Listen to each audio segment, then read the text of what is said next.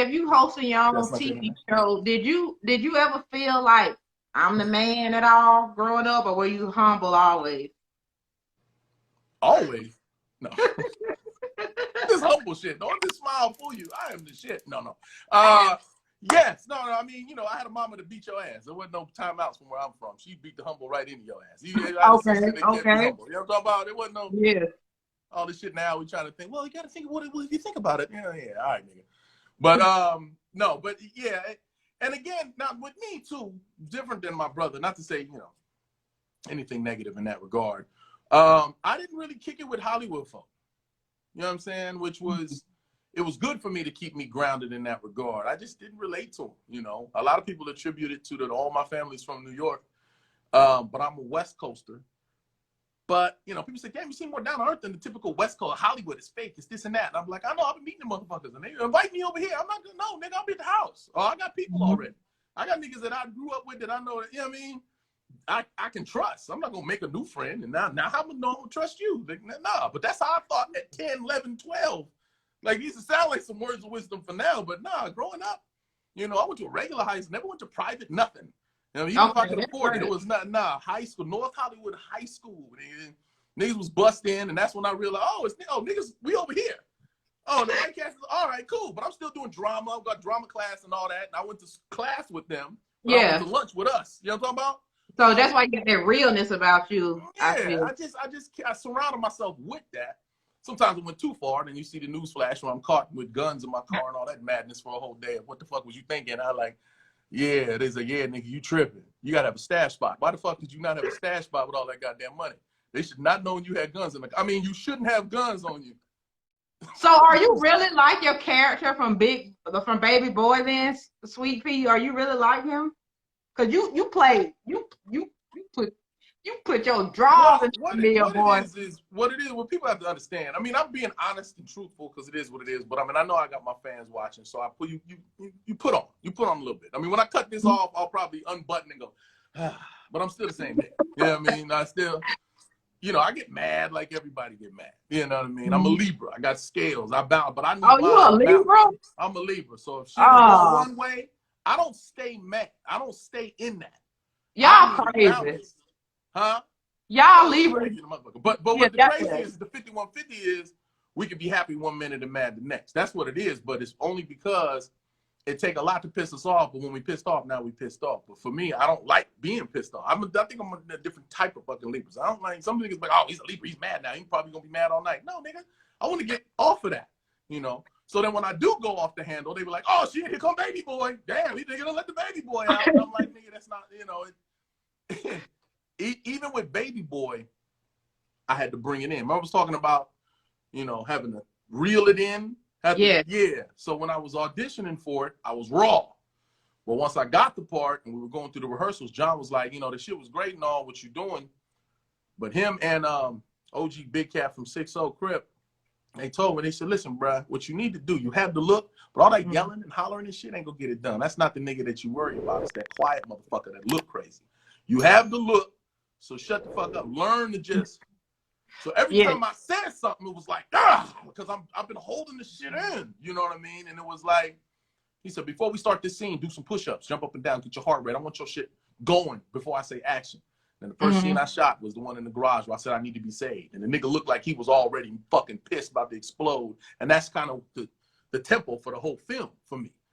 That's me on 10. That's me when you done fucked up. Whatever I did, I'm smiling. And I stay smiling. But if I stop smiling, you really fucked up. So I'm not going to hold back. I'm going to let all that shit out. Do you have a favorite? I don't know. You may not even remember a favorite quote from that movie. My sister was like quoting them today. And I like when Jody got beat up by the young boys and then you came to help them out. You saved them and you were like, you got to get up close. Kind of draw back. I don't know how to do your voice. I was doing it earlier. I can't do it right now. I'm just country. Yeah, man. That whole movie holds a special place in my heart for a lot of reasons. You know, and the cool thing was I'm from here. So it was me and my niggas being able to just hang out and I'm getting paid for it. You know, was a lot of things that happened. They said cut and we kept going type of thing. Like my relationship with the girl that played my girlfriend in the movie, that shit, they said cut, we kept going, that type of fucking thing. So there was an incident that happened with me when it was probably about a year or so before. And my nigga and I, and like it was like me and my boys. We was out. And this was my nigga. Day one, like that's it. You know what I mean? We didn't finish the shit together. Like we didn't shit I can't never tell nobody about type of shit. Like, you know what I mean? You can tell us. Nah. Well, the statute of limitation probably no, anyway. So the fact is, we were outnumbered. So usually when niggas get into it, everyone is all right, you got my back, I got yours. So we were literally back to back, like the OK fucking corral. And when they rushed us and niggas start getting down, everybody stopped all of a sudden. I turned around and my niggas laid out. And they split his head open. The nigga blindsided him with a pistol and cracked his head open. And I'm holding him, he's bleeding and shit. And they were all younger than us. There was some, out here in LA, we was, shit, I was 22. They was probably 18, 17. That's younger than us. 20-something, you can feel grown as fuck. Nigga 17, this little nigga better get the fuck out of my face. So when I read that script and saw that part of some little niggas, oh, nigga.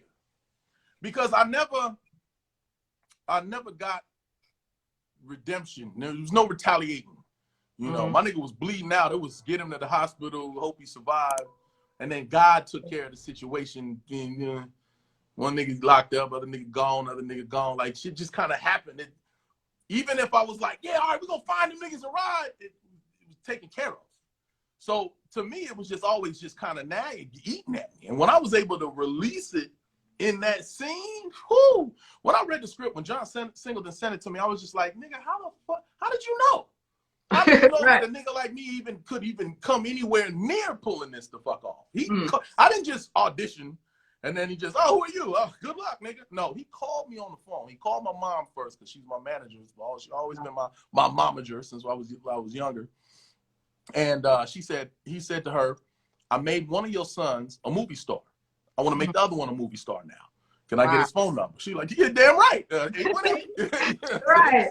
So my phone rings and it's John Singleton. I'm like, oh shit. Hey man, I ain't seen you since the set of Boys in the Hood. You know what I mean? I was a little nigga. Little nigga.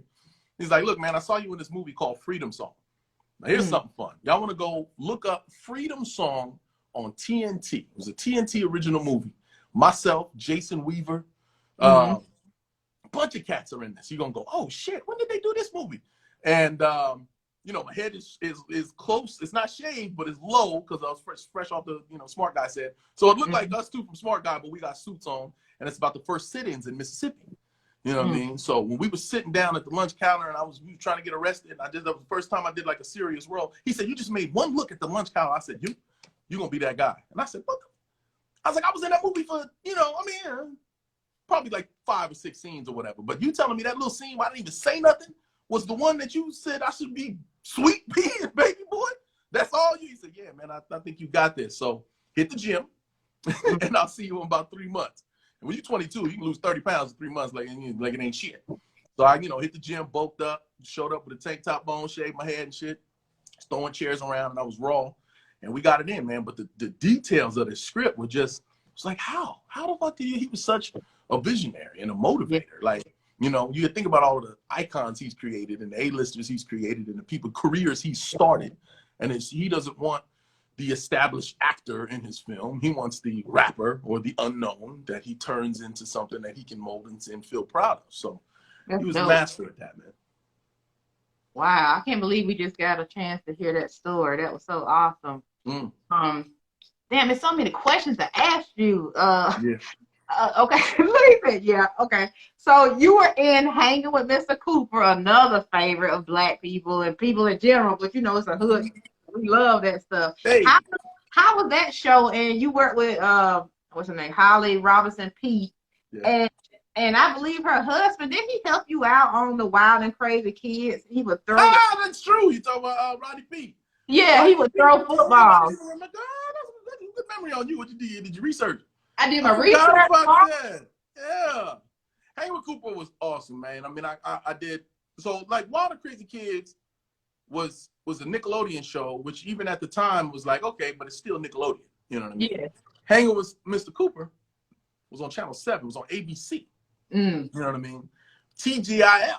You know what I mean? You know what I mean? Yes. Right before Family Matters and Full House and all that. You know what I'm saying? So it was a big deal. You know what I mean? I was on the show. Now, this is interesting, too. I was on the show from when you get a series, this is how it starts. You audition. They have one from the very, very, very beginning. What they have is a presentation. They do a presentation. You film it, and they show it, and they try to sell it. And if it gets sold, then you make a pilot. Nowadays, it's more just a pilot, and then sometimes the show's already filmed. It's already sold, so you get the whole first season and so forth and so on. But when we started, it was presentation. I filmed the presentation, got it. Then we did the pilot. There was a different cast of people in the pilot, but I was there, right? And then my contract was 7 out of 13. So I wasn't in every episode. Out of 13, it was 26 episodes, but out of every 13 block, I was only guaranteed 7. So I was probably in like 9 or so. Out of the 26, I probably did 18, 19 episodes. But you'll watch an episode of Hang with Scooper that I wasn't in and be like, yeah, I thought Omar Gooding was in it. You know what I mean? I wasn't even in the credits as a regular until the last 2 seasons. The last 2 seasons, then I became a series regular. But I was there since the presentation. So I was in it for the whole full 5 years. So that was interesting. I never really talked about this for me because they kept bringing in other people without making me a regular. Like they would add, first it was just me and Coop. Super Glue, I was the one little bad kid in the class. Then the next year, I believe they brought on George L'Amour and this other cat. And they were like the friends that were with me. And then the next year, one of them was gone. Then the other one they brought up. And then the next year they brought in, remember they added Raven Simone and Sandra Quartermain came in, right? And they fired Dawn Lewis and they brought her, you know what I mean? And then Holly was there through the whole thing, you know. And then they, you know, once they brought her, then they had another cat, Marquise Lewis. He came in and they would kind of be the focal point. And I was just kind of just biding my time, just, all right, you know. So the cool thing about it is it allowed me to still be regular, like we talked about. I was still going to high school. I went through my, you know, regular school through all this, rather than being in every episode where I would miss big chunks of school. I was kind of off and on. So I'd be at school sometimes, and then I'd get my assignments, and then I'd be school on set. So I was back and forth in the quote unquote real world. You know what I mean? North Hollywood High School, they was busting kids from LA. Nigga, we started gang, you know. It was different too. It was interesting too, because I met a couple cats that was from gangs, but didn't feel the need to hit each other in the face. It was really interesting. It was weird how it happened. And it was like, what? Because they knew he was an actor. I was like, nigga, nobody at school was like, they go to actor, nigga. None of the kid. I was the regular nigga. You know what I mean? So when we started our gang, you know, he was like, I don't think we should hit each other in the face if you really homie. So we'll go body and this and that type of shit. That's what it was. Now we was carrying guns and shit. Like for other niggas, you fucked him up. But when we quote unquote put each other on, it was body. You know what I mean? So it would get real after school. But anyway, I just kind of got off topic here. The point was with Mr. Cooper, that was all through high school. Yeah. And it was like I would work a lot. Sometimes we would film I was gonna say during the summer, but no, that was Wild and Crazy Kids was the summer. When hanging with Mr. Cooper, I'd be on set, off set, that type of thing. And when I got out of high school, that's when they made me a regular. And then right when that ended, Smart Guys started up, and then I was on my own on there, and that's when I started really partying and hanging. I want to know 2 things. Okay, first thing real quick, and we'll be done with hanging with Mr. Cooper. Did you learn anything from Mark? Because both you guys are both animated, comedic people. Everything. We call it, well, we don't call it, but it's not really stealing, it's more learning. Like, there's a lot of shit that I used to do. Hey, there's a lot of shit that I do, that I did, that I would see in actors that came after me. You know what I mean? And I go, okay, all right. They do all the same little and all that shit. I was like, okay, all right. But I got all that from Mark. Oh, okay. Straight, easy. What's funny is I did his show. He's got a new podcast coming out called Mark Curry 360. And the funny thing is, and this is amazing, because we've had some long fucking lives, and his is even longer. Right? He's what, 10, 15 years older than me, whatever the case is. And we were talking and reminiscing about shit. And there's certain shit he remembered and certain shit he forgot. And I was like, brother, don't trip, because I forget a lot of shit. Cat will tell me a story that I was right there, and I'll be like, what I do next, nigga? Like, you know. So I'm gonna tell my fans, don't take shit personal sometimes. Like, you don't remember me, nigga? I'm like, no, I remember last weekend, nigga. There's a lot going on. But anyway, I was like a sponge, you know what I mean? If I see something that's like, if I was an athlete, that's why I admired Kobe Bryant so much, man, because to me, what he did is he saw who was the best doing it. Well, that's why, of course, he had a lot of mannerisms like him, because he was like, well, that's what the best would do. I'm going to be like that. I'm going to do as much as I can, because you can't, there'd be more Jordans if everybody could do it. If you can do it, then you do it. You emulate it as much as possible, and then you make it your own. So when he was interviewing, when Mark was interviewing me, he was like, man, one thing I remember, your timing was great, brother. And it was like, that shit blew my mind for him to say that. I said, nigga, I got it from you. And he laughed like, oh, that's dope. No, but I'm just saying, your timing as a young kid was just so amazing to me. And I was like, yeah, it's called stealing. I was watching and said, oh, that was good. You're the lead on the show. That's why they kept hiring and firing other motherfuckers. So I stayed in that motherfucker, just waiting my time. You know what I mean? And I would get one line. A lot of times I would have 1 or 2 lines. And I was the king of the 1 or 2 lines. I knew when the camera was on me and it was my time, I was going to shine. You if did. I had to figure out what to do or that. I remember I always flash back to this one thing. And a lot of it always came off the cuff. I love audiences and perform. That's why I do hip hop. I've done theater. I've won awards in theater and shit like that when I was in high school. I love audience. I love live audience. So when we filmed on the live audience, I remember this one scene where the camera was just, it was just supposed to be, I'm sitting at the desk, not at the desk. This is when, at this point, I think I worked in like the office at some point in the series. I started working in the office at some point. And they had a mouse on the, mouse on the computer. And for some reason, I'm just sitting there and I knew the light went on. I know the audience could see me. So I just started playing with the mouse. And then I did something and it just at the same time, I heard them giggle. When they started giggling, then I did a little extra.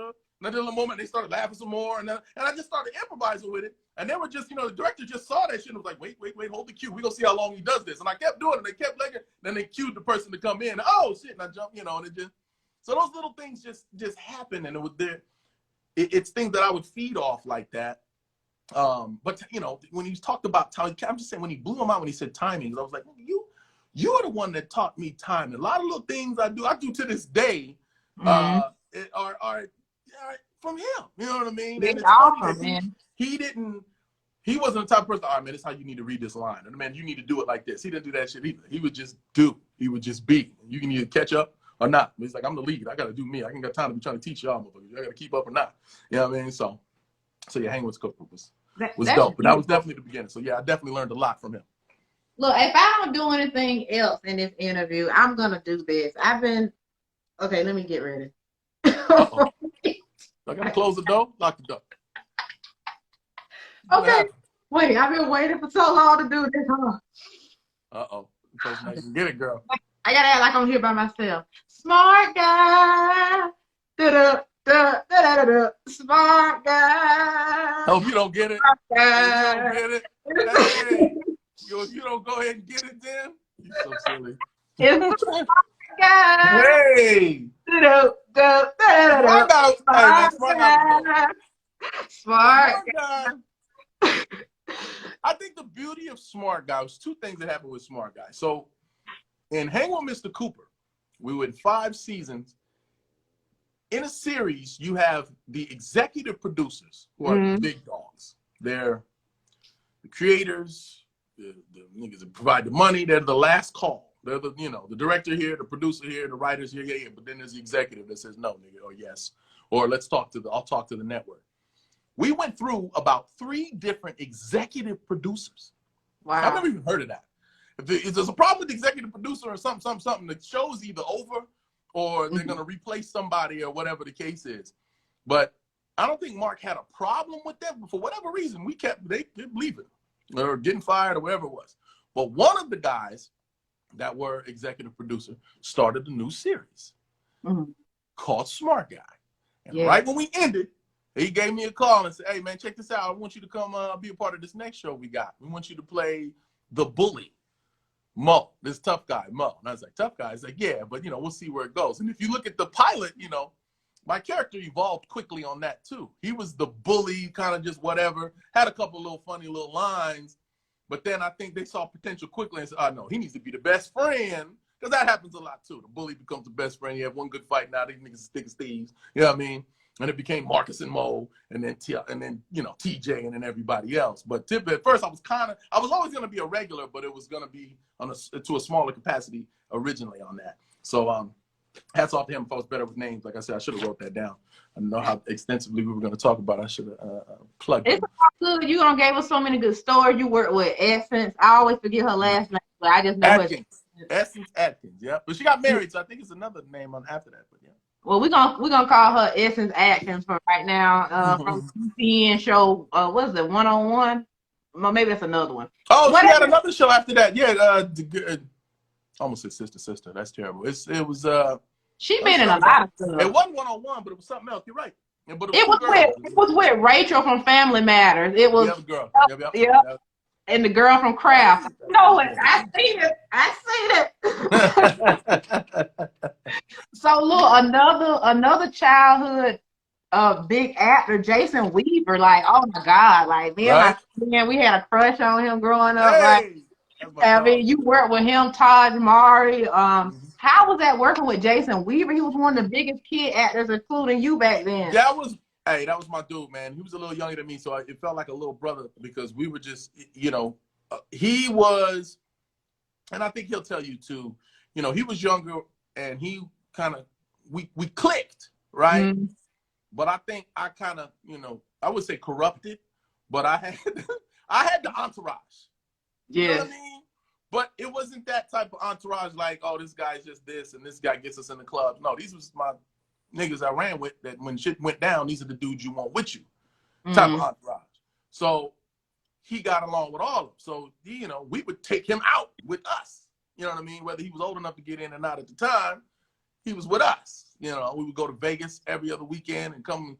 He was telling a story. We did an interview about how we were in Vegas at night, and then the next morning we had to film. I didn't even remember that shit. I was like, nigga, they need to pick your brain for the reboot, nigga, because he retains it all. I was like, really? I was like, yeah, you don't remember that? You got the Bronco and drove up, drove back. We would drive 4 hours like it was nothing. Man, you know, my youth. But oh yeah, man, that was fun as hell. I mean, Taj was too young to hang with, so I didn't know how to really stories. Essence was always. Oh, she was just the best. She's just such a kind, good person. You know what I mean? She was so dope. I can't think of ever having any issue, and I've had an issue with almost everybody at some point that I've worked with. The Essence, nothing. Her or Jay Weed or anybody else on that show. Right? That was a real good show. But I'm sitting there trying to think hard. There was somebody that pissed me off on that, but it wasn't her. She was the shit. And then JJ was the bomb. And then John Marshall Jones, who played our dad on the show. He was cool. Yeah, he was a young dad, and he was a cool cat. We didn't hang much then. We hung more later because, you know, he was like, oh, he's the dad, nigga. Don't tell him we about to go. Right. You know, I mean, there was a separation there. But on set, he was cool as shit.